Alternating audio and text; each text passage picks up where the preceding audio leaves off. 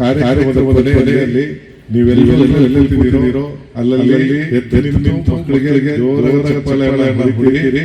ಯಾಕೆ ಹೇಳಿದ್ರೆ ಕಾರ್ಯಕ್ರಮ ಅಷ್ಟು ಅದ್ಭುತವಾಗಿದೆ.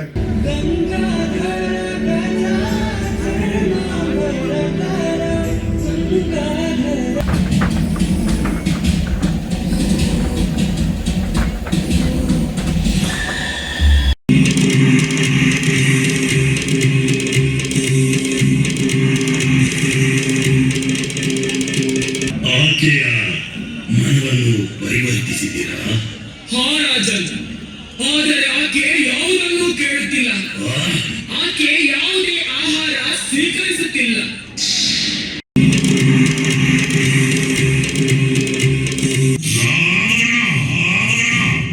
ತ್ರಿಲೋಕವಿದೆ ದಶಕಂಠ.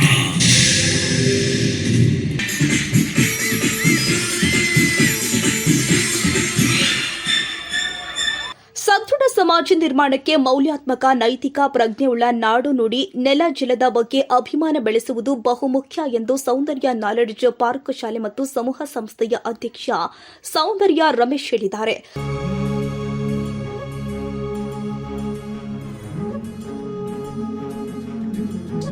ತ್ಯಾಮಗೊಂಡ್ಲು ಸೌಂದರ್ಯ ನಾಲೆಡ್ಜ್ ಪಾರ್ಕ್ ಶಾಲೆ ಮತ್ತು ಸೌಂದರ್ಯ ಅಂಬಿಕಾ ಪದವಿ ಪೂರ್ವ ಮತ್ತು ಪದವಿ ಕಾಲೇಜಿನಲ್ಲಿ ಶುಕ್ರವಾರ ಆಯೋಜನೆ ಮಾಡಲಾಗಿದ್ದ ಸಮ್ಮೇಳನ 26 ಶಾಲಾ ವಾರ್ಷಿಕೋತ್ಸವದ ಸಾಂಸ್ಕೃತಿಕ ಕಾರ್ಯಕ್ರಮದಲ್ಲಿ ಮಾತನಾಡಿದರು. ಈಗ ಶಿಕ್ಷಣದಲ್ಲೂ ಬದಲಾವಣೆಯ ಗಾಳಿ ಬೀಸ್ತಾ ಇದೆ. ಅಂಕಗಳಿಗಿಂತ ಸಾಮಾನ್ಯ ಜ್ಞಾನಕ್ಕೆ ಮಹತ್ವ ಸಿಗ್ತಾ ಇದೆ. ಇಲ್ಲಿಯವರೆಗೂ ಶಿಕ್ಷಕರ ಅವಶ್ಯಕತೆ ಇತ್ತು. ಇನ್ನು ಮುಂದೆ ಕೃತಕ ಬುದ್ಧಿಮತ್ತೆ ಅದನ್ನು ಬದಲಾಯಿಸುವ ಲಕ್ಷಣ ಕಾಣಿಸ್ತಾ ಇದೆ. ಮಕ್ಕಳು ವಿದ್ಯಾರ್ಥಿ ಜೀವನದಲ್ಲಿ ಉತ್ತಮ ಧ್ಯೇಯವನ್ನ ಗುರಿಯಾಗಿಟ್ಟುಕೊಳ್ಳಬೇಕು ಎಂದು ಹೇಳಿದ್ದಾರೆ. ರಾಮನಲ್ಲಿದ್ದ ಗುರುಭಕ್ತಿ, ಸೋದರ ವಾತ್ಸಲ್ಯ, ಪಿತೃಭಕ್ತಿ, ಸಹೃದಯತೆ, ರಾಮಾಯಣದ ಸಾರ, ಮನುಷ್ಯ ಹೇಗೆ ಬಾಳ್ಬೇಕು ಎಂಬುದಕ್ಕೆ ರಾಮ ಆದರ್ಶ. ಮನೆಯಲ್ಲಿಯೇ ಮಕ್ಕಳಿಗೆ ರಾಷ್ಟ್ರಭಕ್ತಿ ಕಲಿಸಲು ಮುಂದಾಗಬೇಕು ಎಂದು ಸೌಂದರ್ಯ ಸಂಸ್ಥೆಯ ನಿರ್ದೇಶಕಿ ಶಾರದಾ ಹೇಳಿದ್ದಾರೆ.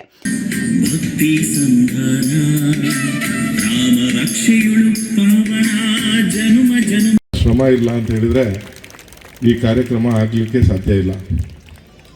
ನಿಮಗೆ ಇವಾಗ ನಾನು ಎಷ್ಟು ಹೇಳಿದ್ರು ಅದು ಉತ್ಪ್ರೇಕ್ಷೆ ಅಂತ ಅನ್ನಿಸ್ಬೋದು. ಆದರೆ ಕಾರ್ಯಕ್ರಮದ ಕೊನೆಯಲ್ಲಿ ನೀವೆಲ್ಲರೂ ಎಲ್ಲೆಲ್ಲಿ ಕೂತಿದ್ದೀರೋ ಅಲ್ಲಲ್ಲಿ ಎದ್ದು ನಿಂತು ಮಕ್ಕಳಿಗೆ ಜೋರಾದ ಚಪ್ಪಾಳೆಯನ್ನು ಹೊಡಿತೀರಿ. ಯಾಕೆ ಅಂತ ಹೇಳಿದ್ರೆ ಕಾರ್ಯಕ್ರಮ ಅಷ್ಟು ಅದ್ಭುತವಾಗಿದೆ. ನಿಮ್ಮನ್ನು ಯಾವುದೇ ಫಿಲಮ್ ಆಗಲಿ ಇಂಥ ಮಕ್ಕಳು, ನಮ್ಮ ಮಕ್ಕಳು ಏನು ಇವತ್ತು ಪರ್ಫಾರ್ಮೆನ್ಸ್ ಮಾಡ್ತಾರೆ ಅದು ಎಂಥ KGFಗೂ ಸಮ ಅಲ್ಲ. ಅದಕ್ಕಿಂತ ಮೀರಿದ್ದು ಮಕ್ಕಳು ಪ್ರಯತ್ನ ಇವತ್ತು ಮಾಡೋದು. ಸೊ ಅವರಿಗೆಲ್ರಿಗೂ ನಿಮ್ಮ ಪ್ರೋತ್ಸಾಹ ಇರಲಿ. ಇದ್ರ ಜೊತೆಗೆ ಅಕಾಡೆಮಿಕ್ಸ್ನಲ್ಲೂ ಕೂಡ ನಾವು ಇಂಪ್ರೂವ್ ಆಗಬೇಕು ಅನ್ನೋ ದೃಷ್ಟಿಯಲ್ಲಿ ಒಂದಷ್ಟು ಕಾರ್ಯಕ್ರಮಗಳನ್ನು ರೂಪಿಸ್ಕೊಂಡಿದ್ದೀವಿ. ಮುಂದೆ ಬರುವಂಥ ದಿನಗಳಲ್ಲಿ ಅದು ಕೂಡ ಸಂಪನ್ನ ಆಗುತ್ತೆ. ಅದೇ ರೀತಿಯಲ್ಲಿ ಕಾಲೇಜ್ PU ಮತ್ತು ಡಿಗ್ರಿ ಕಾಲೇಜು ಕೂಡ ತುಂಬ ಉನ್ನತ ಗುಣಮಟ್ಟದ ಶಿಕ್ಷಣ ವ್ಯವಸ್ಥೆಯೊಂದಿಗೆ ನಾವೆಲ್ಲ ಇನ್ನಷ್ಟು ಚೆನ್ನಾಗಿ ವಿದ್ಯಾರ್ಥಿಗಳಿಗೆ ನೀಡಬೇಕು ಎಜುಕೇಷನ್ ಅನ್ನೋ ದೃಷ್ಟಿಯಲ್ಲಿ ಅದನ್ನು ಕೂಡ ವಿಶೇಷವಾಗಿ ಒತ್ತನ್ನು ಕೊಟ್ಟು ನಾವು ಯೋಜನೆಯನ್ನು ಮಾಡಿದ್ದೀವಿ. ಎಲ್ಲ ಕಾರ್ಯಕ್ರಮಗಳಿಗೆ ಜೊತೆಗೆ ಸ್ಕೂಲ್ನಲ್ಲಿ ಆಗುವಂಥ ಎಲ್ಲ ಕಾರ್ಯಕ್ರಮಗಳಿಗೆ ಪೋಷಕರ ಮಿತ್ರ ನಿಮ್ಮೆಲ್ಲ ಸಹಕಾರ ಇರಲಿ ಅಂತ ನಾನು ವಿನಂತಿಸ್ಕೊಳ್ತಾ 12 ಮಾತುಗಳನ್ನು ಮುಗಿಸ್ತೀನಿ. 3 ವರ್ಷಗಳ ಶೈಕ್ಷಣಿಕ ಸಾಲಿನ ವಿದ್ಯಾರ್ಥಿಗಳನ್ನ ಸನ್ಮಾನ ಮಾಡಲಾಗಿದೆ. ಮಕ್ಕಳಿಂದ ಸಾಂಸ್ಕೃತಿಕ ಕಾರ್ಯಕ್ರಮ ನಡೆಯಿತು. ನಿರ್ದೇಶಕ ವಿಧು ಉಚ್ಚಿಲ ನಿರ್ದೇಶಿಸಿದ ನೃತ್ಯ ರೂಪಕ ರಾಮ ಕಥಾಮೃತ ಪ್ರೇಕ್ಷಕರನ್ನ ಮಂತ್ರಮುಗ್ಧರನ್ನಾಗಿಸಿತು. ಗ್ರಾಮಾಂತರದಲ್ಲಿ ಡ್ರಾಮಾ ಸೀನ್ಗಳಲ್ಲಿ ನೋಡಿದ ನಾಟಕಕ್ಕೆ ಹೋಲಿಸಿದರೆ ಎಲ್ಲ ವಯೋಮಾನದ 500 ವಿದ್ಯಾರ್ಥಿಗಳನ್ನ ಬಳಸಿಕೊಂಡು ನೃತ್ಯ ರೂಪಕ ಸಂಪೂರ್ಣ ಚಲನಚಿತ್ರ ರೀತಿ ಮೂಡಿಬಂದಿದೆ. ತ್ಯಾಮಗೊಂಡ್ಲು ಬೇಗೂರು ರಸ್ತೆಯಲ್ಲಿ ಇರುವ ಸೌಂದರ್ಯ ನಾಲೆಡ್ಜ್ ಪಾರ್ಕ್ ಶಾಲೆಯ ಸಮ್ಮೇಳನ ಕಾರ್ಯಕ್ರಮವನ್ನು ಸಂಸ್ಥಾಪಕ ಅಧ್ಯಕ್ಷ ಸೌಂದರ್ಯ ರಮೇಶ್, ಕಾರ್ಯದರ್ಶಿ ಭರತ, ಸೌಂದರ್ಯ ದೇವಿಕಾ ರಮೇಶ್ ಉದ್ಘಾಟಿಸಿದರು. ಪ್ರೌಢಶಾಲೆ ಮುಖ್ಯ ಶಿಕ್ಷಕ ಲಕ್ಷ್ಮೀಕಾಂತ್, ಪದವಿ ಪೂರ್ವ ಕಾಲೇಜಿನ ಪ್ರಾಂಶುಪಾಲೆ ಮೇಘನಾ, ನರ್ಸಿಂಗ್ ಕಾಲೇಜು ಪ್ರಾಂಶುಪಾಲ ಹೇಮರಾಜ್, ಸಿಇಒ ಜಿತೇನ್ ಜೋಸ್, ಕಾರ್ಯಕ್ರಮದ ವ್ಯವಸ್ಥಾಪಕ ಸುಧಾಕರ್ ಉಪಸ್ಥಿತರಿದ್ದರು. ರಾಮ ನಮ್ಮ ದೇಶದ ಅಸ್ಮಿತೆ. ರಾಮನಿಂದ ಕಲಿಯುವಂಥದ್ದು ಸಾಕಷ್ಟು ವಿಚಾರಗಳಿವೆ. ರಾಮ ಒಬ್ಬ ಆದರ್ಶ ವ್ಯಕ್ತಿ, ಆದರ್ಶ ಸಹೋದರ, ಒಬ್ಬ ಒಳ್ಳೆಯ ಸ್ನೇಹಿತ.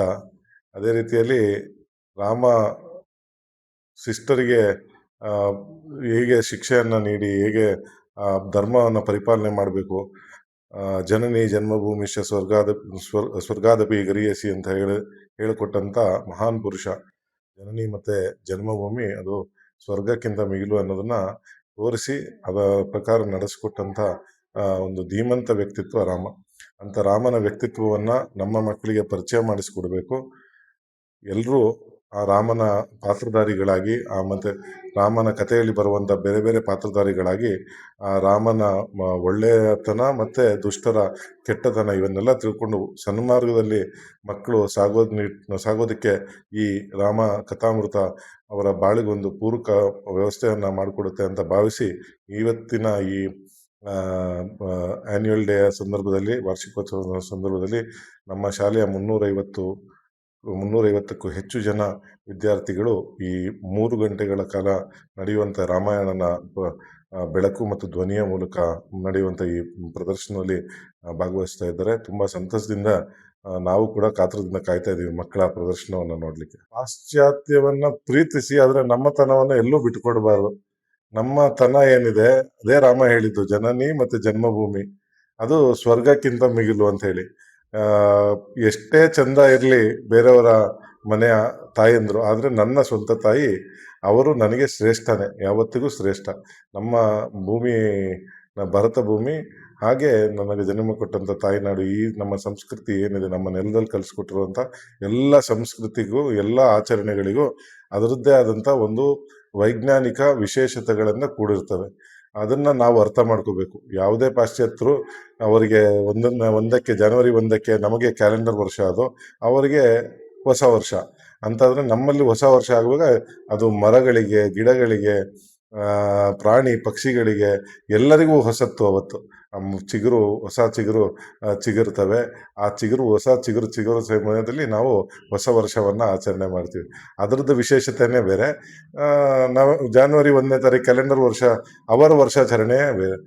ನಮ್ಮ ವರ್ಷಾಚರಣೆಯನ್ನು ನಾವು ಅರ್ಥೈಸ್ಕೊಂಡ್ರೆ ಎಲ್ಲ ಹಬ್ಬಗಳಿಗೂ ಒಂದು ವಿಶೇಷ ಕಾರಣಗಳಿದೆ. ವಿಶೇಷತೆಯಿಂದ ಕೂಡಿರುವಂಥ ದೇಶ ನಮ್ಮದು. ನಮ್ಮತನವನ್ನು ಯಾವತ್ತೂ ಬಿಟ್ಟುಕೊಡಬಾರ್ದು. ಇದನ್ನು ಪರಿಪಾಲನೆ ಮಾಡಬೇಕು, ಇದನ್ನು ಪಾಲಿಸಬೇಕು. ನಮ್ಮ ಮುಂದಿನ ಪೀಳಿಗೆಗೂ ರಾಮನ ಕಥೆಗಳು ಗೊತ್ತಾಗಬೇಕು ಅನ್ನೋ ದೃಷ್ಟಿಯಲ್ಲಿ ನಾವು ಈ ಕಾರ್ಯಕ್ರಮವನ್ನು ಆಯೋಜನೆ ಮಾಡಿದ್ದೀವಿ. ಯಾಕೆಂದರೆ ನಾವು ಮಾಡ್ತಾ ಇರೋದ್ರಲ್ಲೇ ನಾವು ಕಲಿಕೆಗೆ ಯಾವತ್ತೂ ಅದು ಕೊನೆ ಇಲ್ಲ. ಕಲಿಕೆ ನಿರಂತರವಾಗಿರಬೇಕು. ಅದನ್ನು ನಂಬಿರುವಂಥವ್ರು ನಾವು.